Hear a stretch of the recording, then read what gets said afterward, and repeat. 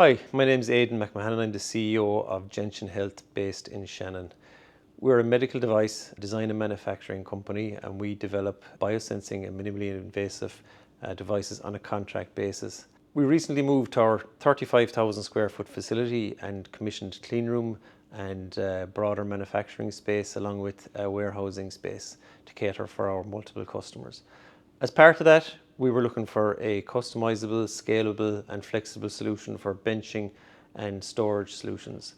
We're very happy to partner with our close neighbour ATC, who provided a modular solution that we were able to commission in a very quick space of time, but it also allows the flexibility to scale as our customers' needs change. The work we've done with ATC to date is the first phase of our expansion, and part of the reason we've worked with them is because we can build on these modular solutions and we can offer the flexibility to our customers as they grow, and as we grow we can expand further using their modular system. We're delighted to continue to work with ATC, and as we grow over the coming years that'll hopefully benefit ourselves and our customers.